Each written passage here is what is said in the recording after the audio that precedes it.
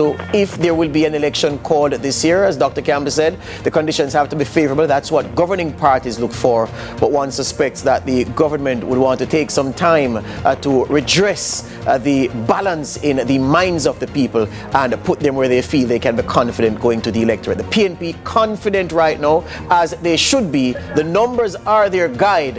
And Dr. Campbell says whenever Andrew Holness is ready, he'll be ready.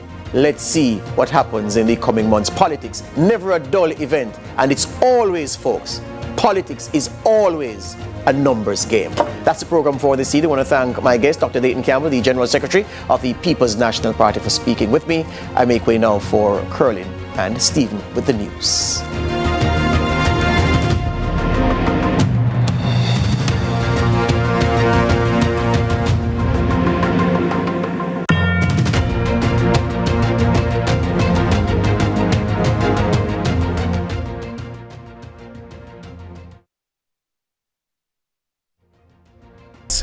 One dream, many heartbeats, one pulse. Sagicor, celebrating Jamaican success. The time by Sagicor is 7 o'clock. No more fear of missing out. CVM TV News is on YouTube. Get up-to-date news, sports, and business content at CVM TV News anytime, anywhere. Subscribe now to CVM TV News to see it happen.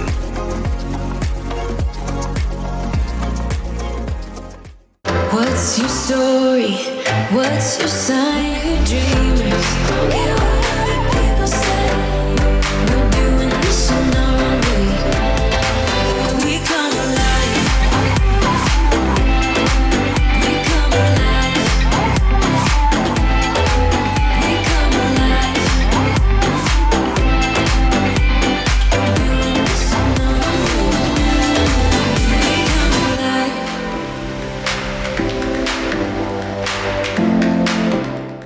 alive. CVM News at 7 headlines Tuesday, courtesy of Heart NSTA Trust, Jamaica's Human Development Agency.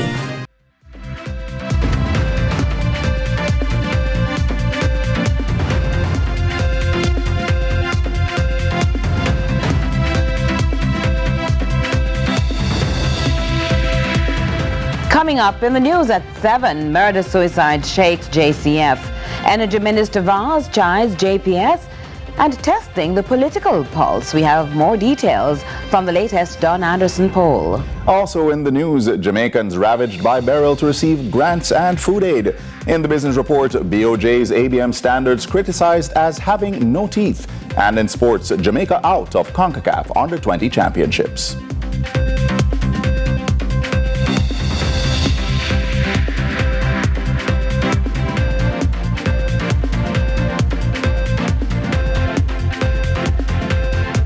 From Kingston, Jamaica, this is CVM News at 7. I'm Stephen McHugh. And I'm Curlin Brown. It's Tuesday, July 23, 2024. Thanks so much for joining us. The Jamaica Public Service Company, the JPS's decision to estimate bills due to Hurricane Beryl's damage continues to draw significant attention from the government. Yes, Curlin, Energy Minister Darrell Vaz has been vocal about his stance on the matter, particularly in response to criticisms from the opposition. He expressed disappointment with the company's approach in Parliament. Trisha Gay Kelly has the very latest. Energy Minister Darrell Vaz electrified the Parliament on Tuesday as he directed fiery statements at the opposition, and his ministry's agency, the Jamaica Public Service JPS, was not spared. Vaz expressed dissatisfaction with the utility company's decision to distribute estimated bills to customers since the hurricane disrupted some services. This decision, Minister Vaz reveals, was made without the board's knowledge upon meeting with its members. Subsequent to that discussion with them, I asked them to, first of all, they categorically stated that they did not and that there was no board meeting that was held to discuss that. Minister Vaz explains the company felt safe doing so because its license allows it. He's blaming the opposition. So they didn't need to go anywhere and get any approval because the license that was granted in January 2016, signed by my esteemed colleague and friend from East Kingston and Port Royal, That is what they are using. You have no moral authority on this matter. Leave it to me. Leave it to me. Let me deal with it. This did not sit well with the now opposition spokesman on energy, Philip Paulwell, who defended the license, which he explained was preceded by a previous license from the JLP administration in 2011. Finger pointing aside, Minister Vaz is imploring the utility companies to accept the external assistance rendered to meet their restoration deadlines. It's not a good situation, but it is needed at this time, and I'm hoping that JPS will do the right thing, as we all make mistakes in life, and come with something for the JPS customers in the coming hours. Less than an hour after the minister's statement, the power company issued a public apology and proposed proper remedies for customers. Chief Financial Officer Vernon Douglas also explained. We'll be giving up to a 20% discount on bills where the kilowatt consumption is about up to 150 kilowatt per hour for in any given month. For the month of July, which will be credited to their next bill. But there was no comment on the board's awareness on the billing decision. The minister believes someone must be held accountable for the company's move. To prevent such a recurrence, he added the JPS license will be renegotiated in 2027. Trisha Gay Kelly, CVM News. Also, amid heightened calls from customers for utility wires to be run underground, the Director of Communications for the Jamaica Public Service Company, Winsome Callum, says such a move could potentially cost 7 times more to implement. 2024, you go anywhere else in a modern world, power line the underground. No time for JPS modernizer. Yeah, and put things underground so as breeze blow, them not complain about pole brought down and all these things. The biggest challenge to placing our power delivery network underground is the cost. It's much more expensive to run the lines underground. It's estimated that the running the lines underground in Jamaica would be about 7 times as expensive as running them overhead. This is a cost that would ultimately be reflected in customers' bills. The advantages of going underground include the fact that the lines would be protected from strong winds when we have hurricanes like the one we just experienced, Hurricane Beryl. But one disadvantage of going underground is that the lines would be exposed and damaged if they're placed in areas prone to flooding. The decision, however, as to whether the country goes underground is a decision that would be made by the government and the regulator. The Jamaica Constabulary Force JCF is mourning the death of one of its members who was shot on Monday by a suspect he was transporting from the corporate area parish court in Halfway Tree. Before others could disarm the man, he turned the gun on himself. Here's Trisha Gay Kelly with details. Tragic is how authorities describe a bizarre incident Monday evening in which a member of the Jamaica Constabulary Force JCF was shot and killed by a civilian he was transporting from the courthouse to the Halfway Tree police station. The man, who has been identified as Dion Singh, owner of Dion Singh Auto, after reportedly shooting the officer, turned the weapon on himself. Singh was under investigation for fraudulent acts and had a court session on Monday. Reports suggest that while en route to the sergeant's office, he attacked the policeman. Head of the JCF's Corporate Communications Network, CCN, Senior Superintendent Stephanie Lindsay, says a tussle ensued between the two men. During the tussle, another police officer saw what was happening and intervened.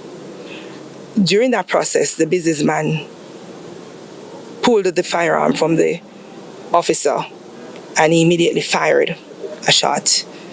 The sergeant was hit and later died. Both men were pronounced dead at hospital. Though the identity of the officer was not released at the time of the incident, he has since been identified as 47-year-old Detective Sergeant Kevin Main.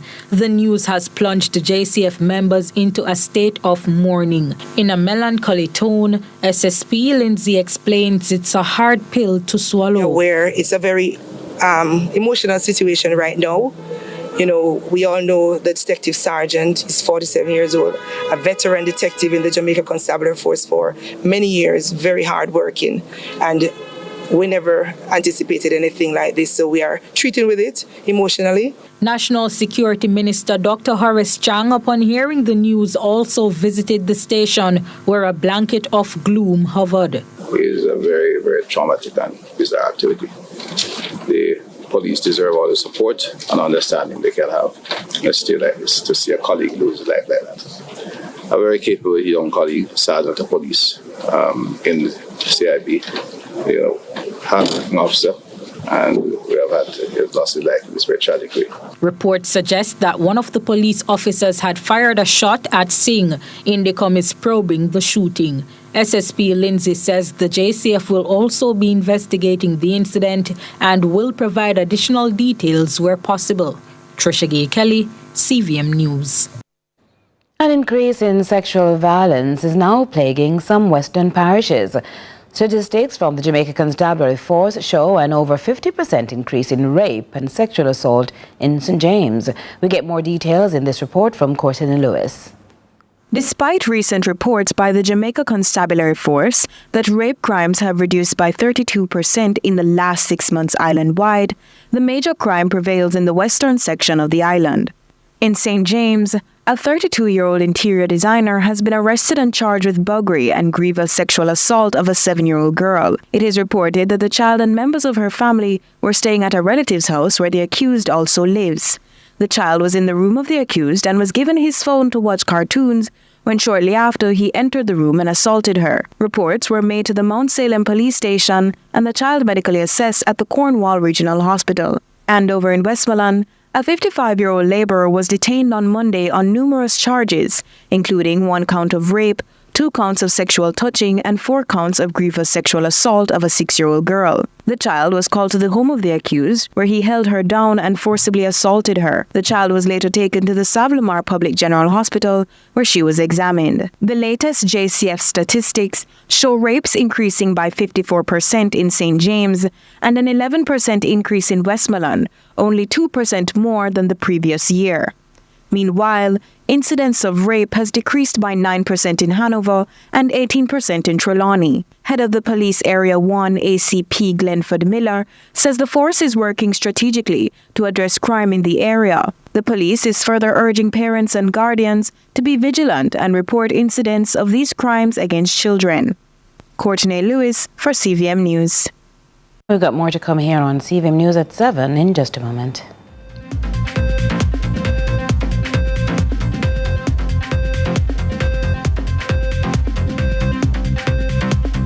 CVM News at 7 headlines Tuesday, courtesy of Heart and STA Trust, Jamaica's Human Development Agency.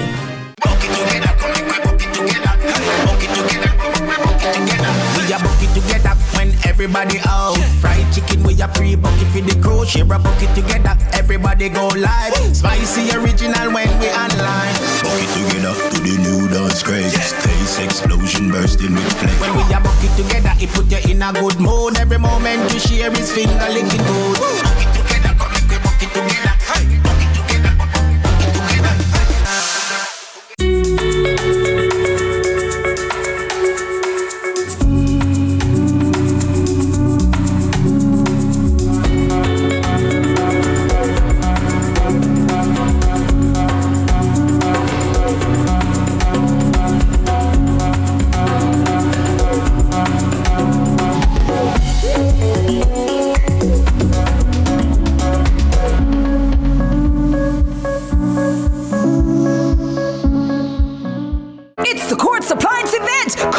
Chill it, wash it, get it at Quartz. Cook it on a stove starting at $35,999. Chill it in a fridge starting at $76,999. Wash it in a washer starting at $140,999. Or prep it with a small appliance up to 50% off. Plus, free gifts with select major appliance purchases. Get it now and pay later.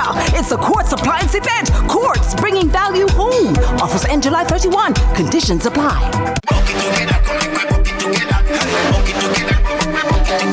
We a bucket together when everybody out. Fried chicken we a pre-bucket for the crew. Share a bucket together, everybody go live. Spicy original when we online.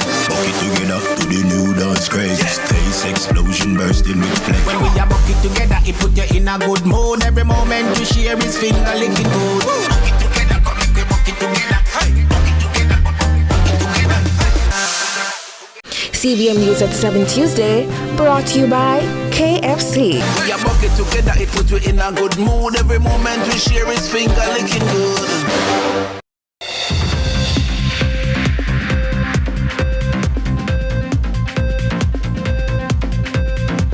Welcome back. As Jamaica gears up for a crucial general election, recent polls have sparked fresh interest. We take a closer look at the latest figures revealing a tight race between the Andrew Holness-led Jamaica Labour Party and Mark Golding's opposition People's National Party. Ramon Gordon has the breakdown. The opposition People's National Party remains ahead of the governing Jamaica Labour Party as it continues to position itself to try to wrest control of the Jamaican government. The latest figures reveal that the PNP leader Golding holds a slight advantage in positive ratings at 35.2%, while Prime Minister Andrew Holness is at 33.8%. Holness is ahead in negative ratings with 37% compared to Golding's 26.2%. The leader is always the most vulnerable. The brand leader, the market leader is always the most vulnerable. And what we've found is that because Holness is in the top sort of driving seat, as it were, as the leader of the country, there's a lot more against which you can gauge his favorability rating. Political analysts have been reacting to that and other findings which reveal the PNP is leading with 34.3% vis-a-vis voting intention, while the JLP lags behind at 27%. Nearly 19% of voters remain undecided. Now, 2 terms in, I would say, of administration of the Jamaica Labour Party, and there is some semblance of fatigue. It's not an unexpected numbers, but one thing to note as well is that the numbers aren't far off, which means that it's still close. It's still what most people are saying. They're unsure. This lead for the PNP marks a significant shift from previous polls where the JLP had a consistent lead of about 12 percentage points between 2016 and 2022. The PNP is also gaining momentum among voters aged 18 to 24. The longer leaders and government stay in office is the less popular they become. When you take office, there's a sense of novelty, there's a sense of enthusiasm. But as you go through your term serving, especially for one to 2 to 3 terms, people become increasingly dissatisfied when their expectations are not being met. Don Anderson's latest insights come months after a local government election that saw a split victory, with the opposition taking control of the Kingston and St. Andrew Municipal Corporation. Local government gives a pulse of where the country is. So if the government is to retain power, it has to be some delivery on the things that they say that they would have delivered on. And that is just frankly the only way they can retain power. But for right now, the PNP has shown that they're organized and ready to mount. Back in September 2021, Mark Golding had a negative performance rating of 47%. At the same time, Holness's negative rating stood at 27% that year. Ramon Gordon for CVM News. A Hanover farmer is appealing for help after her home and livelihood were impacted by Hurricane Beryl. She's grateful for the assistance she's gotten so far, but says she needs more. Adrian Williams gives us more. Many people are still reeling from the effects of Hurricane Beryl. For Verona Hall, a chicken farmer in Chester Castle, Hanover, she gives thanks her life was spared. However, her home and chicken coops suffered damage and are now in need of repair. No time me tell me say so me going on my bed now. I'm going on my bed and then me like me here one little dog. When me look me see a tree they come down and me sit down right on the bed right here so and me dey look through the window. After me look through the window now, me here like me here kitchen go crook and me walk go in the kitchen. Me have some bucket there with food and me just take up with the snacks them and carry go in the and then me shake again and me say, you know say me nah come out. So When she went to investigate, the situation worsened and she had to run to her neighbor's house. and then we hope there now they watch it through the window. Let me look I June plum tree, me say come down pan it. But me still not take it for nothing. After it kind of ease off now, harder we come out. And we come out here, so we going to them and say, oh, no look for me, I no look for me. If any of me can sleep in the any of me can go in the middle, go in the back. And me come, me can't go in the middle. The fallen June plum tree tore through the middle of the house, also damaging her poultry items. Hall has been receiving assistance from her family, church, friends, and the neighbors.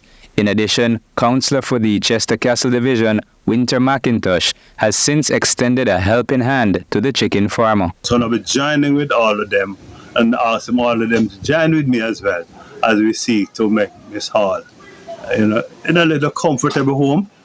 Everyone needs a little bit of comfort, and so today I'm here in support of her, and I will be doing everything that I within my power as a councillor to make sure that Mrs. Hall is back in a comfortable residence. Adrian Williams for CVM News.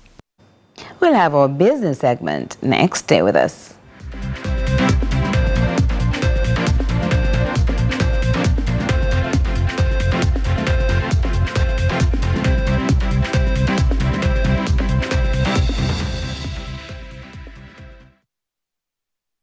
We now left your island taste curry goat and manage water. Sweet, sweet Jamaica, we can't leave your island taste curry goat and manage water. Everybody grab a island. Cheers. Tell a friend about the island. Cheers. Me have two in my hand. Cheers. This a product it nice man. Sweet, sweet Jamaica, we now left your island taste curry goat and manage water. Sweet, sweet Jamaica, we can't leave your island taste curry goat and manage water. Catch the flavor. See it? Want it? Get it! At Coors, with up to 30% off furniture and electronics. Get a free soundbar with the purchase of a 75-inch TCL Smart TV. Purchase a Blair Lounge set on credit and get a free Samsung Smart TV. Enjoy the games with Smart TVs starting at $22,999, lounge pieces starting at $25,499, and Apple iPhones starting at $79,999. Shop now, pay later. Get ready for the games with Coors. Bringing value home. Offers end July 31. Conditions apply. We believe in golden years that shine bright, and nutrition plays a vital role in keeping our seniors healthy and happy. Studies have shown that in Jamaica, nearly 35% of men 65 years and older and 10% of women the same age are underweight. As we journey through life, nutrition remains essential. But as we age, it becomes even more crucial. Many older adults face nutritional challenges, and inadequate nutrition with the management of non-communicable diseases contributes to or worsens their well-being. If older persons are losing weight rapidly or have loss of appetite or difficulty swallowing, please take them to a doctor or the nearest health center. Let's help our seniors stay happy and healthy with good nutrition. This is a message from the Ministry of Health and Wellness. We are bucket together when everybody out. Fried chicken with a pre-bucket for the crew. Share a bucket together, everybody go live. Spicy original when we online. Bucket together to the new dance craze. Taste explosion bursting with flavor. When we are bucket together, it put you in a good mood. Every moment you share is finger licking good. Bucket together, come make we bucket together. Hey.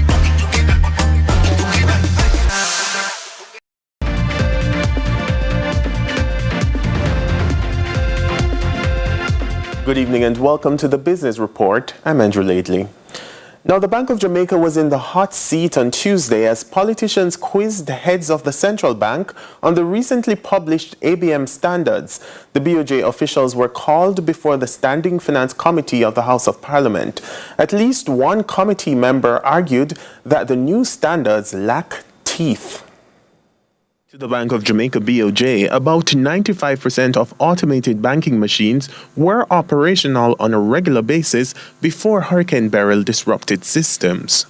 What we have seen is the beginning of an improvement in an amount of the number of ATMs that are up and working, and the amount of the time it takes, a decrease in the time it takes to fix ATMs when they go down. But at least one politician is arguing that the new ABM standards lack teeth. He argues that the information from the banks may not be reflecting the true experience on the ground. And my concern is, how can we ensure that what they are telling us is actually so, and how do we ensure that we do not inconvenience the consumers? And I speak specifically of a rural township where there are 3 institutions that have ABMs. There are actually 4 ABMs because one has 2 in that particular locale.